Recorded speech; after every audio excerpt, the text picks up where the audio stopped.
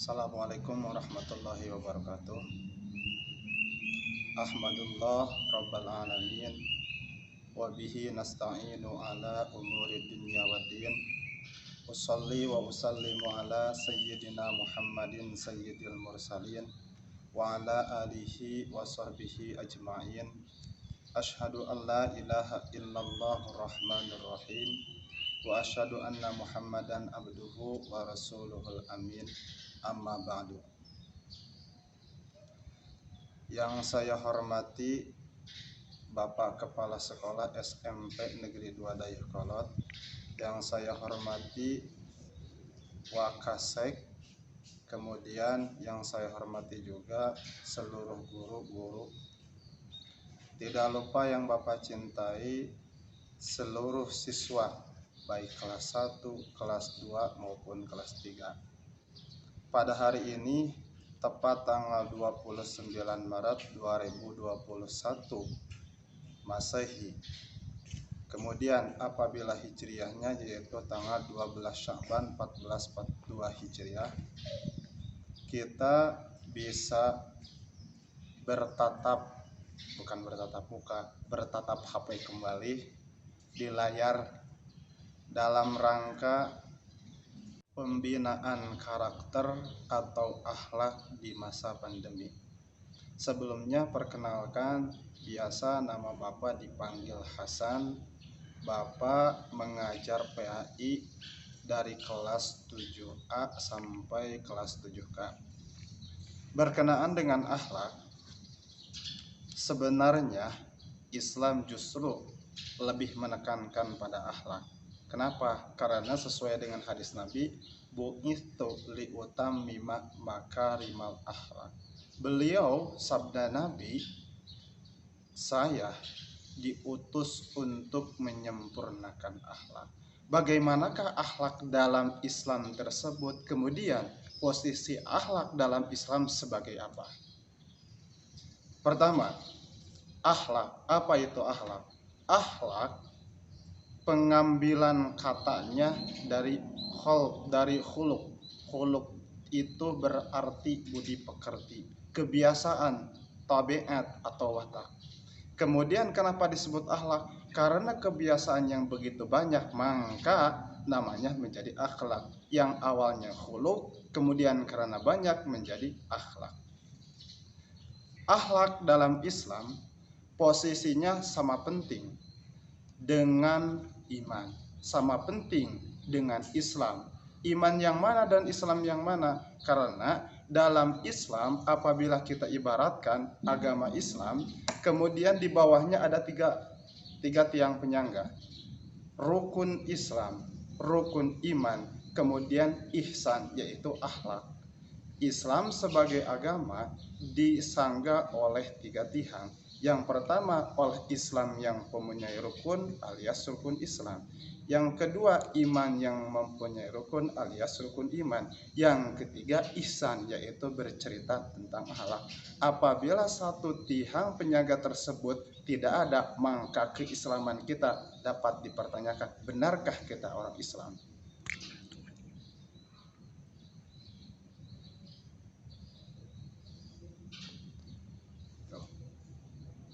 Kemudian, Islam sebagai agama adalah agama yang dibawa oleh Nabi Muhammad.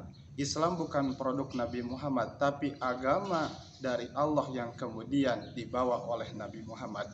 Di dalam agama Islam tersebut, sebagaimana tadi dikatakan, terdapat tiga tiang penyangga.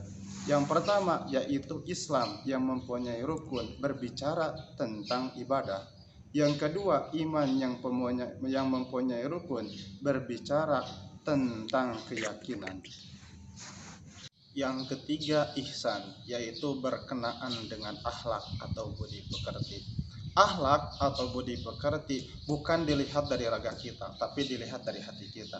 Sehingga ketika seseorang berakhlak baik, pasti hatinya baik. Dan sebaliknya, ketika seseorang akhlaknya kurang baik, pasti hatinya juga kurang baik. Bahkan yang Allah lihat bukan dari jasad. Kenapa? Karena jasad bersifat pembawaan. Hidung kita yang ini siapa sih yang mau memilih? Mata kita ini siapa yang meminta? Itu pemberian dari Allah. Tapi hati sekarang baik, besok bisa jadi berubah. Kemarin tidak baik, sekarang bisa jadi baik. Itu berkenaan dengan hati. Sehingga yang Allah lihat itu bukan jasadnya, tapi hatinya. Kenapa? Karena sesuai dengan hadis, innallaha la yanduru ila aswarikum, dan selanjutnya Allah tidak melihat pada rupa, Allah tidak melihat pada jasad, tapi yang Allah lihat adalah qulubikum, yaitu hati. Kenapa hati yang Allah lihat? Karena sebagaimana tadi disinggung, jasad bersifat pembawaan, badan kita bersifat pembawaan, tapi hati kadang hari ini bisa baik tapi besok tidak. Dan bahkan hati kita yang membolak-balikannya, dan bahkan hati kita yang memanajenya. Sekarang hati kita baik, besok pun bisa baik ketika kita berusaha menjadi baik. Sebaliknya, hari ini kita bisa menjadi baik dan besok bisa menjadi tidak baik ketika kita tidak berhasil memanajenya. Tadi berkenaan dengan akhlak, akhlak bersumber dari hati. Lalu bagaimanakah agar akhlak kita baik, agar hati kita baik? Ada satu kunci, yaitu adalah berusaha untuk selalu melihat hati. Tatkala kita melihat hati, pasti akhlak kita menjadi baik. Kenapa?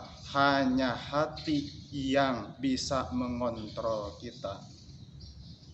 Lisan bisa berbohong, tangan bisa berbohong, tapi hati tidak akan bisa berbohong. Sehingga apabila kita ingin berakhlak baik, maka selalu dan selalulah melihat hati kita. Karena hati tidak akan pernah berbohong. Meskipun lisan berkata A, tatkala lisan berbohong, pasti kata hati adalah B. Itulah intinya. Sehingga Islam memposisikan akhlak alias ihsan sama pentingnya seperti rukun Islam, sama pentingnya juga seperti rukun iman. Bahkan di luar kita kadang tidak memandang agama, yang dilihat adalah akhlak. Agama tidak begitu diperhatikan. Kenapa? Karena agama adalah sebagai identitas. Tapi akhlak tidak berkaitan dengan identitas. Siapapun orangnya, apapun agamanya, pasti yang dilihat pertama adalah akhlak. Tidak yang dilihat pertama adalah identitas alias agama. Nah, di masa pandemi sekarang, pasti kita sulit, mana sih yang harus kita dijadikan sebagai pegangan. Tatkala kita tidak mempunyai pegangan, maka peganglah apa yang dikatakan oleh hati. Hati tidak akan bisa berbohong. Tatkala kita menonton, misal buka HP, kemudian ada gambar yang kurang pantas, pasti hati kita akan berkata, ini kurang baik. Atau ada video yang sekiranya bukan tontonan buat anak-anak, pasti hati akan berkata, ini bukan tontonan saya. Nah, oleh karena itu, tatkala kita tidak punya siapa-siapa lagi yang perlu dipegang, alias kita dalam keadaan sendiri, tidak ada yang mengawasi, maka tanya pada hati kita. Hati dalam bahasa Arabnya adalah kolbu. Maka tanyalah kepada kolbu kita. Anak-anak yang Bapak cintai, intinya apabila kita ingin menjadi orang baik, maka peganglah apa yang dikatakan hati alias kolbu. Kenapa? Karena hati tidak akan pernah berbohong. Jika hati yang Allah ciptakan tidak pernah berbohong, berarti hati kita adalah manusia yang sesungguhnya. Kenapa? Karena manusia tidak dilihat dari jasad. Yang Allah lihat dan yang Allah perhatikan adalah kolbu alias hati. Dan sebenarnya manusia yang asli bukan dari jasadnya, tapi dari hatinya. Itu yang pertama adalah hati. Yang kedua, setelah hati kita baik, kemudian dilanjut kepada rukun yang lain, yaitu rukun agama Islam. Rukun Islam, sholat, syahadat, sholat, saum, zakat, dan haji. Apabila hati kita sudah baik, maka kita akan mengucapkan syahadat. Apabila hati kita sudah baik, maka kita akan melaksanakan sholat. Apabila hati kita sudah baik, maka kita akan melaksanakan zakat. Apabila hati kita sudah baik, maka kita akan melaksanakan ibadah haji dan selanjutnya. Kemudian apabila hati kita sudah menjadi baik, maka kita akan dapat melakukan rukun agama Islam yang lain, yaitu rukun iman. Apabila hati kita sudah baik, maka kita akan mempercayai adanya Allah, akan mempercayai adanya malaikat, akan meyakini pada kebenaran Al-Quran, dan selanjutnya.